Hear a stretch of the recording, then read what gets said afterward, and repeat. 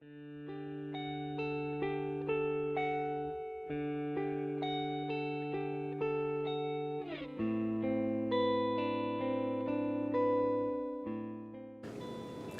my name is Andy Gilman.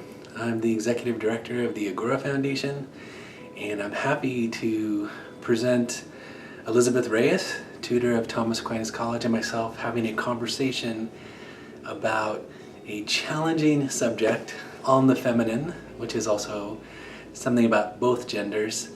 But the conversation is going to lead to our September 22nd seminar, which is going to have a reading from Chaucer, one of the Canterbury Tales, Much Ado About Nothing by Shakespeare, and the introduction and conclusion to The Second Sex by Simone de Beauvoir. The intention is that this is the beginning of a series on this subject that may go on, we'll have a few offerings a year and it may go on for several years. But there's so much to say about the subject, and it's as contemporary now as it ever has been. So I hope you enjoyed the conversation, and I look forward to seeing you on September 22nd. To register for the seminar, visit agorafoundation.org and you'll get the readings.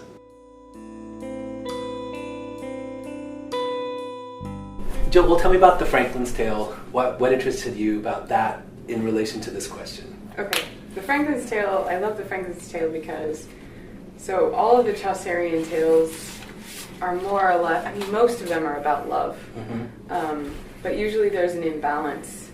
So you get one that'll be, it's all about what women want, or one of the Clark's tales about, the woman should be submissive to the husband. But the Franklin's Tale shows this remarkable balance, where they submit to each other, they respect each other.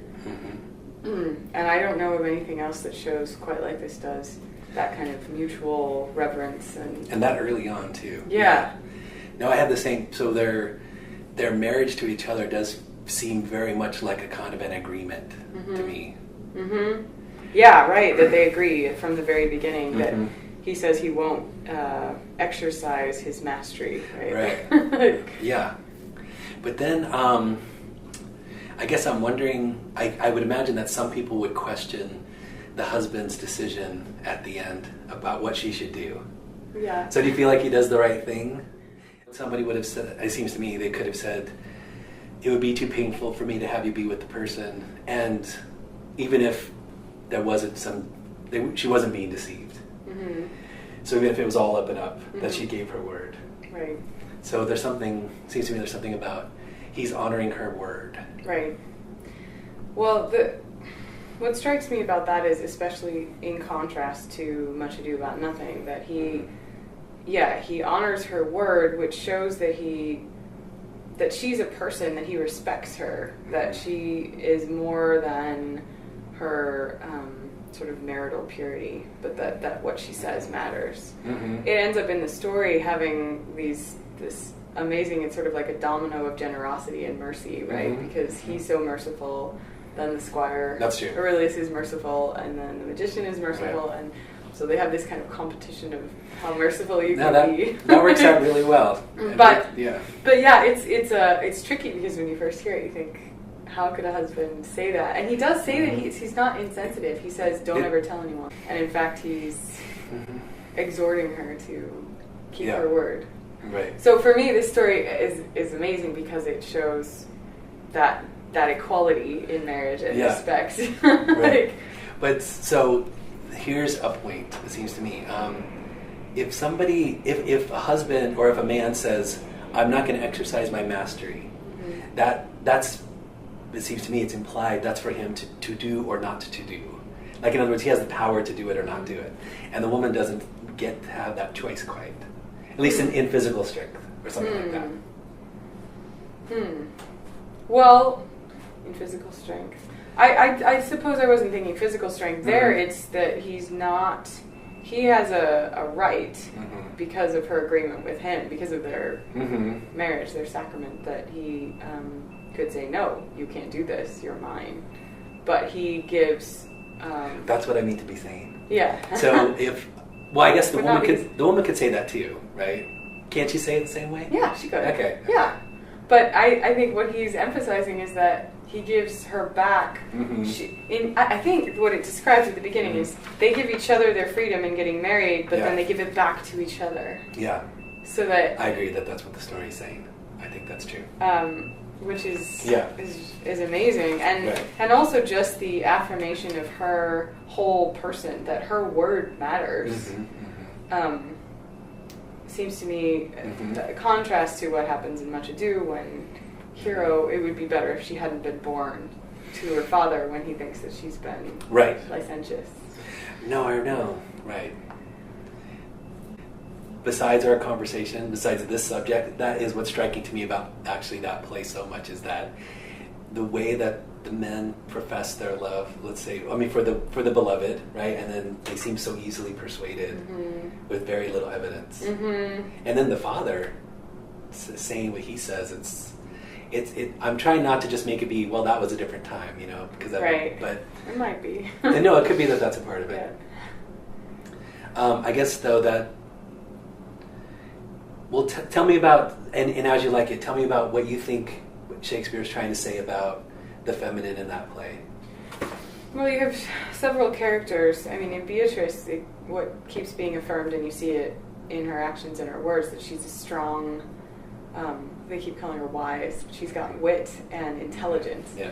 And she also has a kind of strength or integrity of spirit that she knows her cousin didn't do this. She's not going to be swayed by that. And she mentions familial loyalty, but that's not all that it is. She just knows. She knows better. She's not easily convinced of those sorts of things. Right.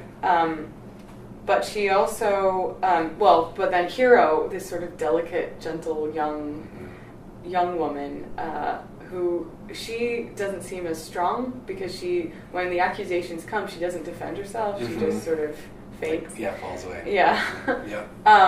I assumed that she was younger than her cousin. That's what it seems like. Yeah. That's what it seems like. But there does seem to be. It's different. It's different from the Franklin's Tale, at least. I wonder if it isn't something like a kind of splitting of the feminine, so that you have the strong, witty one, and then they're both supposed to be beautiful, but then the young, beautiful one doesn't have the wit. So she's the first pursued. Hero is the first pursued by Claudio. But then there's also a weakness in the males, because they are so easily convinced that she's been unfaithful. Right. So you think of Othello too, and especially, and they've been married, so it wasn't even like they just met. Right. And he's persuaded too, and that's always surprising, I guess. Yeah, in Othello, I get the feel. Last time I read Othello, I got this strong feeling that if they'd just gotten to know each other a little bit longer, it wouldn't have happened, because he had not been gone so long or whatever. Because he just came back, right? Right. But there's a sense in the Franklin's Tale that it says something about at the beginning that he took a while to win her. Many a labor, many a great chivalric exploit he wrought for his lady, so that they know each other well. Whereas in Othello and with Claudio and Hero and Much Ado, it's like it happens quickly and they don't really know each other. But Benedict and Beatrice talk to each other, so they have this rivalry over time. Yeah. I guess that's another thing that's kind of surprising, and sometimes in play like a Shakespeare play where the man or the woman, they profess their love so quickly to somebody that they don't really know, or they just met, and you say, well, that's physical. Like if any of my own kids if they came to me and said, I'm in love, and they had just met somebody, I would say, maybe. But not yet. Right. Yeah. Well, I guess it seems like in What You Do, that's sort of the way that the play gives it gives it time. There's a whole sort of death and rebirth to be able to facilitate that. It's true, it's hard for me seeing Hero, not to ruin the end, but why would you marry him after he had so quickly believed that? I totally agree. No, I mean, that's another great point too, is that it seems like this foundation is so shallow in a way. But I mean, I think that's one of the things about comedy is there's usually a lesson. Like if you watch Scrubs or something, usually at the end it's like, and this is what we learned. Right. And it does seem like there's a teaching that happens to Claudio. He's got to go through this, basically facing that he virtually murdered her through his hasty accusations. And so then to get her back from the dead. Right. you get the feeling that, okay, well, he's been taught. He had to be taught. Just like Beatrice and Benedict had to be taught, like, right. from the surrounding characters. Yeah. Okay, so that's actually another point about that play is that it seems to me they have this kind of whatever, they have their personality, and part of their personality is that they're both witty, they're both smart, we kind of more or less like them both, or I like them both, but they feed off of each other, they antagonize each other, right? And then the minute that the one hears that the other one's in love with him or her, they seem completely changed. Right. Totally changed and open to the idea. Yeah. And I think, is it Claudia who says, marriage is always right for the man when he meets the right woman? It's something like that. So yeah, because Benedict had been saying, I'll never get married. That's right. Yeah. So that to me, it seems to me, and then at the end, when I guess it's Benedict who's saying men are giddy or humanity is giddy or something like that, it does make me think, though, that there is a real statement about what are men and women supposed to be doing. Mm-hmm. And it seems to me what they're supposed to be doing in Shakespeare, in that play, is they're supposed to be coupling. Mm-hmm.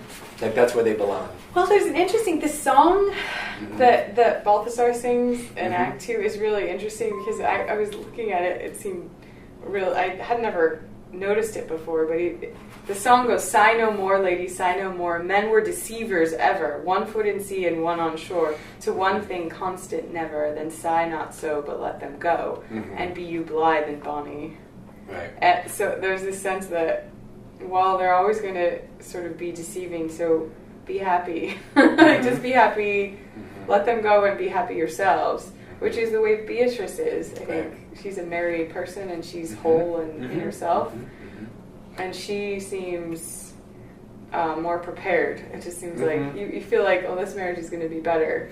Yeah, in a way that independence makes her maybe a better person in a couple. Yeah, because she's a whole person. Yeah. I didn't mean to say that people are incomplete necessarily, or like men and women are incomplete, not coupled, but more like it seems to me so much fiction is ordered towards how they get together, how they stay together, what it's about, what are most songs about, their love songs. Yeah. You're like, yeah, and? Well, I mean, some people I respect would say that's because it's a kind of cosmic motion that's sort of embodied in the human coming together, but it's not just, I mean, it's in nature, on plants and animals, and it's also traditionally in the, like, man every culture towards has God, that. So, and every culture has rituals about it, and the significance of coupling. Yeah. And the exclusivity generally of it. Right. But also there's a cultural effect as well, that there's a sense of bringing blessings to the community as well. But it is, I mean, in Much Ado, you do get the feeling, I got more this time reading it, that Don Pedro feels really left out. You get that feeling in the movie too, but that because he asks Beatrice, and you sort of think, oh, maybe he's joking, but if she will marry him, and she says, no, you're too good for me. Right. And at the end, don't they say, find you a wife and be happy? Yeah, and he's so generous and gentle about helping Benedict, but he does at one point say, they're joking, but he says, well, if she would have me, I would have her. So you get the feeling he feels kind of left out. Yeah. So there is, in this world, it does seem like happiness happens in the coming together of the couples. Well, maybe in this world too. I mean, ours right now. Yeah. It's certainly a factor. Yeah. No question about it. Yeah. So what did you think about the Simone de Beauvoir, at least just the introduction? I mean, does it resonate with you to think that she would say the woman is other, capital? It's interesting. I mean, she posits this comparison. Yeah. Talking about the other. She goes quickly from the idea of sort of racist prejudice to then this prejudice against women, and I mean, one of the questions I have is just whether that's a justified comparison or not. But she asked the question, why do women not contest male sovereignty, saying no subject posits itself spontaneously and at once as the inessential from the outset. It is not the other who, defining itself as other, defines the one, but the other is posited as other by the one positing itself as one. So I don't know. It's she's certainly hitting on a real tension, which is men and women are the same species of animal, but at the same time we're different from each other. So that's a tension. Yeah, for sure. But she, I suppose, maybe more than Chaucer would sees an opposition. It seems like, and a depression. Although Chaucer has other tales where he talks about, which sex is going to get the supremacy, the sovereignty over the other one. And, that's a real question. But in the second sex, it's striking how she takes it as, okay, well, woman is defining herself as other against man in a really striking she's way. Complicit. She would say, right, she's complicit in this. Right. Yeah. In this discrimination. Right. So she says the proletariat could plan to massacre the whole ruling class. But a woman would not even dream of exterminating males, right? A fanatic Jew or black could dream of seizing the secret of the atomic bomb and turning all of humanity entirely Jewish or entirely black, but a woman could not even dream of exterminating males. So this is the fundamental characteristic of woman. She is the other at the heart of a whole whose two components are necessary to each other. And that does seem to be the tension, because we can't exist without men if we won't be a species. Right. But I mean, even if you were to read a play like Hippolytus, you would say, as soon as he says, I wish that men could have the babies, right, there's an absurdity there, obviously, right? Yeah. I mean, not just a natural one, but even the way it all manifests in culture, right? Right. Right. So there's this, I mean, I suppose there's a question. She sees and states very strongly that woman is other. And the questions, then she asks several questions about why does the world always belong to men, and that only today things are beginning to change. Is this change a good thing? So I suppose the question is, what does it mean to say that we're other from members of the same species? Now that's a good question. Even if you look at this bookshelf and you see how few women there are as authors, right, in the shelf, and you say, well, one explanation would be women aren't interested in writing these kinds of things. That's an explanation. But it seems to me you could say that's certainly not been true when women have been more encouraged to do that, or allowed even. Then you see, I mean, wouldn't you agree? I suppose there's more than one factor. That's fine. I mean, it's tricky. It's very, very tricky. Because, when there's an encouragement and incentive and things like that, there will be more.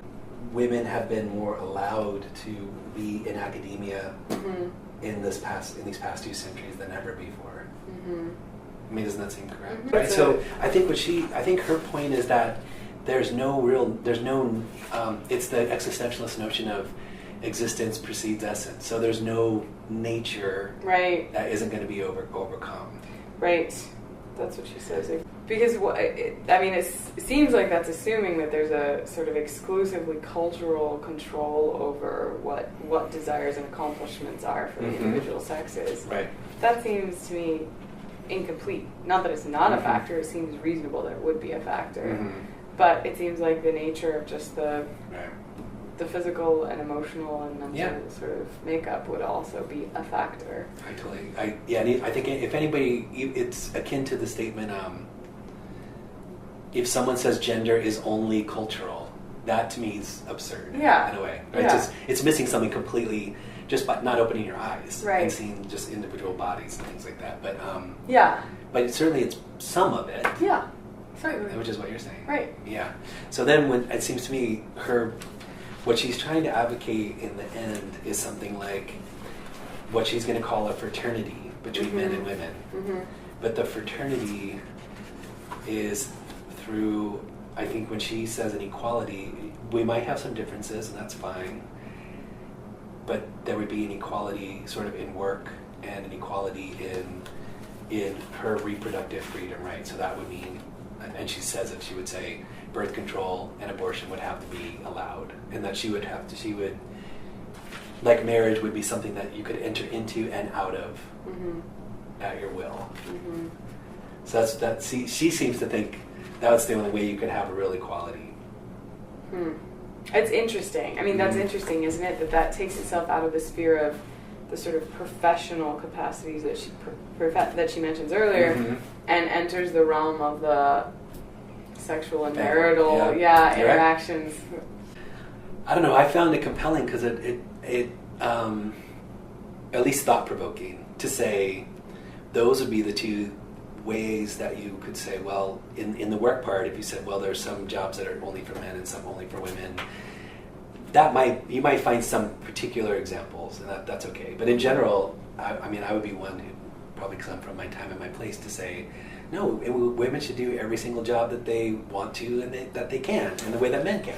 Can, I suppose, would be the thing too, and that's the tricky thing, because so in the Aeneid we have Camilla, right? I mean, there's always someone. In Herodotus you have, is it Zenobia, but there's also Tamiris, I think, at the end. Like you get female generals or once in a while.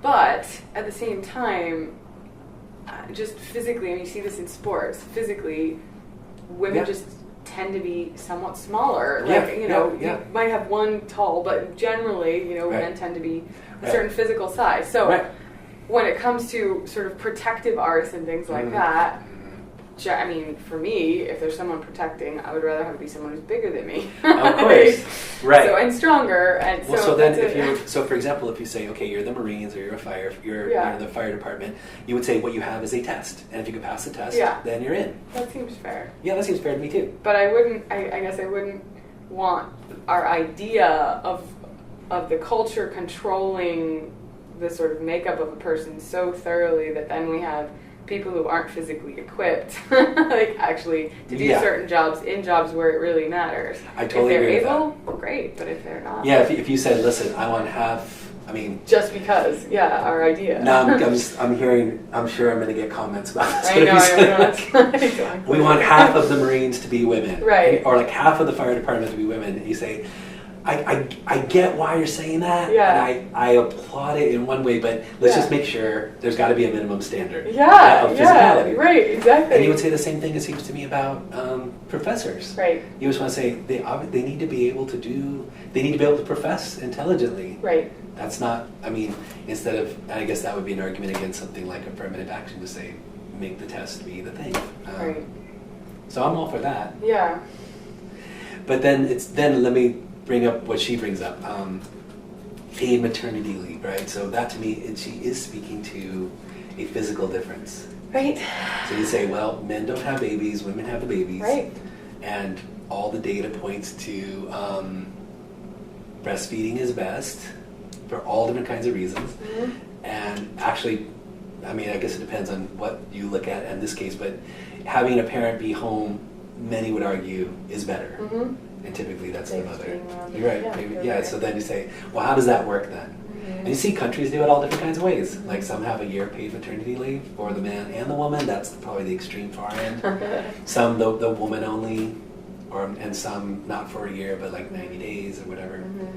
So it does seem to me you can't, and I don't think she's trying to do this to say, well, they're obviously identical. No, they're not identical, men and women, but she wants to get it seems to me, a political and an economic field where that equality occurs.